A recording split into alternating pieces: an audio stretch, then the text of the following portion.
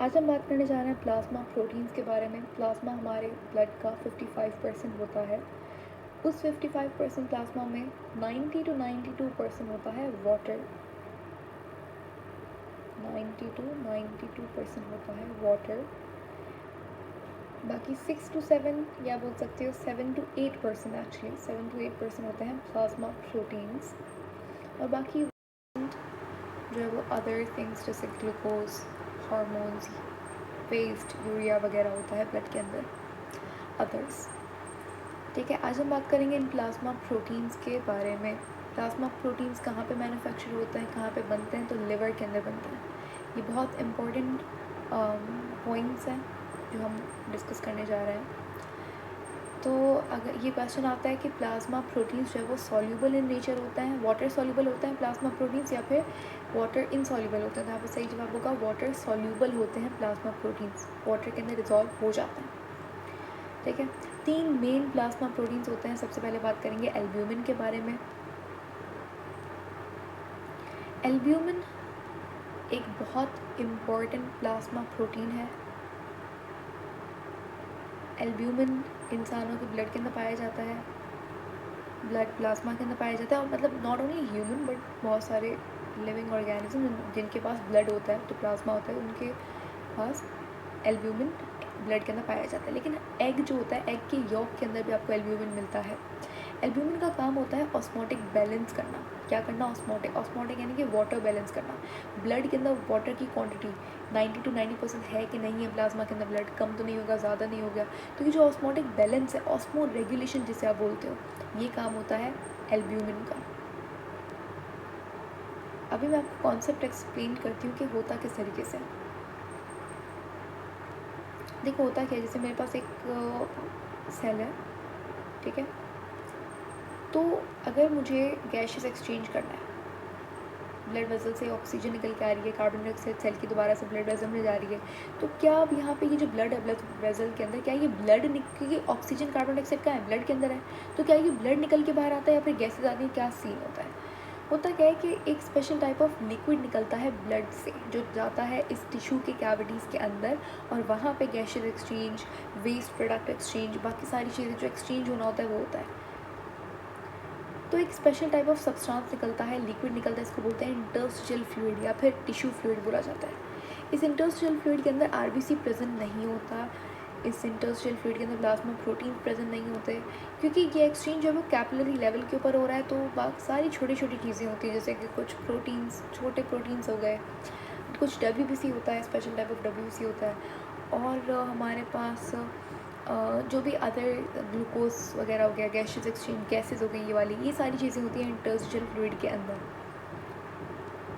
ठीक है, तो अब क्योंकि ये इंटरस्टिशियल फ्लूइड जब बाहर आता है तो इंटरस्टिशियल फ्लूइड के अंदर मेजरली वाटर होता है, लेकिन क्योंकि अब ये ब्लड से आ रहा है तो पानी भी तो ब्लड से आ रहा है, तो वाटर लॉस हो जाएगा। ब्लड का वाटर लॉस तो नहीं करना ना, ब्लड का हमें मेंटेन करके रखना है कॉम्पोजिशन, तो उसके लिए एल्ब्यूमिन काम आता है कि भाई पानी कितना बाहर जाएगा ब्लड के थ्रू, सॉरी इंटरस्टिशियल फ्लूइड के थ्रू, कितना पानी, मतलब अगर ज़्यादा पानी ना चला जाए तो पानी को रिटेन करके रखना, पकड़ के रखना कि भाई तुम अब नहीं जाओ बाहर। तो ये काम होता है एल्ब्यूमिन का। एल्ब्यूमिन क्या करता है? वाटर को रिटेन करके, रिटेन यानी कि पीछे पकड़ के रखता है कि भाई you can go from here, blood vessel को लीव नहीं कर सकते तुम। तो ये काम होता है एल्ब्यूमिन का। एल्ब्यूमिन ऑस्मोटिक बैलेंस करता है या फिर ऑस्मो रेगुलेशन करता है, आप बोल सकते हो। इसका काम होता है वाटर को रिटेन करके रखता है। एक एमसीक्यूज़ पॉइंट है वो ये कि हमारे प्लाज्मा प्रोटीन के अंदर सबसे अबंडेंट प्रोटीन होता है एल्ब्यूमिन, सबसे ज़्यादा क्वांटिटी के अंदर पाया जाता है एल्ब्यूमिन। ठीक है, नेक्स्ट हमारे पास जो प्लाज्मा प्रोटीन है वो है फिब्रिनोजन। नाम से पता लग रहा है फिब्रिनोजन यानी कि फाइबर से कुछ रिलेटेड है। ठीक है, और फाइबर का काम होता है नेटवर्क स्ट्रक्चर बनाना, स्ट्रेंथ देना किसी चीज़ को। तो ब्लड के अंदर फाइबर का क्या काम है? तो ये फाइबर्स का काम है ब्लड क्लॉटिंग से यहाँ पे निकला है। तो फिब्रिनोजन एक क्लॉटिंग प्रोटीन है, यानी कि जब भी कोई इंजरी हो गई, स्किन के अंदर वियर टियर हो गया, स्किन वियर टियर हो गई, तो उस कंडीशन के अंदर क्योंकि अब वाटर अपना ब्लड लॉस हो गया, अब ब्लड लॉस को स्टॉप करने के लिए ब्लड क्लॉटिंग होती है, ये क्लॉटिंग के लिए पूरा प्रोसेस चलता है, आगे हम लोग बात करेंगे उस प्रोसेस के बारे में। बहुत सारी चीज़ें होती हैं, ऐसा नहीं है कि बस फिब्रिनोजन आके वहाँ पे लग जाता है, ऐसा नहीं होता। प्रोथ्रोम्बिन, थ्रोम्बिन, ये सारी चीज़ें होती हैं। फिब्रिनोजन कन्वर्ट होता है फिब्रिन के अंदर, ठीक है। असल में यही होता है कि हमारे पास अच्छा प्लेटलेट भी बड़े काम आते हैं क्लॉटिंग के अंदर, तो ये पूरा एक प्रोसेस है, आगे बात करेंगे उसके बारे में, पूरा टॉपिक है। तो मैं आपको इन शॉर्ट बता देती हूँ। तो फिब्रिनोजन एक सॉल्यूबल प्रोटीन है कि ब्लड के अंदर वो एक वो सॉल्यूबल डिजॉल्व होकर रहता है फिब्रिनोजन, लेकिन जब ब्लड क्लॉटिंग करनी होती है तो ये फिब्रिनोजन कन्वर्ट होता है इनसॉल्यूबल प्रोटीन के अंदर, जिसे फिब्रिन कहा जाता है। और ये क्योंकि इनसॉल्यूबल होता है, सॉल्यूबल नहीं हो पाता, तो एक नेटवर्क स्ट्रक्चर बना लेते हैं जो क्लॉटिंग करता है ब्लड को लॉस नहीं होने देता। तो ये फिब्रिनोजन का काम होता है एज अ क्लॉटिंग प्रोटीन काम करना।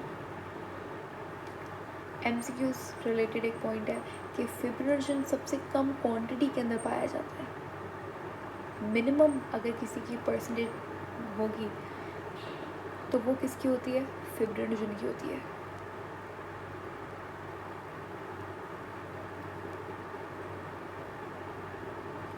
ठीक है। नेक्स्ट हमारा जो प्लाज्मा प्रोटीन है वो है ग्लोबुलिन। ग्लोबुलिन इम्यून रिस्पॉन्स के अंदर, इम्यून सिस्टम के अंदर काम आता है। ग्लोबुलिन एक ऐसा प्लाज्मा प्रोटीन है जो कि एंटीबॉडीज़ या फिर इम्यूनोग्लोबुलिन बनाता है, एक ही बात है, ठीक है। तो ग्लोबुलिन क्या करता है, एंटीबॉडीज़ बनाता है। ग्लोबुलिन की बेसिकली 3 टाइप्स होती हैं, हर किसी का अलग फंक्शन होता है। एक होता है अल्फ़ा, बीटा, गैमा। जो गैमा वाला है वो पर्टिकुलरली क्या करता है, एंटीबॉडीज़ बनाता है। गैमा वाला सबसे इम्पॉर्टेंट ग्लोबुलिन है और ये क्या करता है, ये बनाता है एंटीबॉडीज़, जिसे आप इम्यूनोग्लोबुलिन्स कहते हैं। इम्यूनोग्लोबुलिन्स एंटीबॉडीज एक ही बात है। इम्यूनोग्लोबुलिन्स को आप रिप्रेजेंट करते हो किससे, IG से रिप्रेजेंट किया जाता है। और इम्यूनोग्लोबुलिन्स बनाता कौन है, गैमा ग्लोबुलिन। अब इम्यूनोग्लोबुलिन की भी टाइप्स होती हैं, यानी कि एंटीबॉडी की भी टाइप होती है। कौन कौन सी, एंटीबॉडी की 5 टाइप्स होती हैं, यानी कि IG एंटीबॉडी, इम्यूनोग्लोबुलिन एक ही बात है, ठीक है। हमारे पास कौन कौन सी टाइप्स होती हैं, एक होती है नहीं M होती है, E, G, D और A होती है, ठीक है, A और D होती है। IgM, IgE, IgG, IgA and IgD, ये हमारे पास इम्यूनोग्लोबुलिन्स होती हैं। इनका काम होता है इम्यून रिस्पॉन्स के अंदर ये काम आती हैं, ठीक है। तो ये आज हमने किया कॉम्पोजिशन ऑफ ब्लड हो गई हमारे पास। ब्लड हमारे पास ऑलमोस्ट कवर हो चुका है, आगे हमारे कॉर्पसल्स रहते हैं, वो डिस्कस करेंगे। So make sure you watch this videos out. Until then, take care. Bye bye.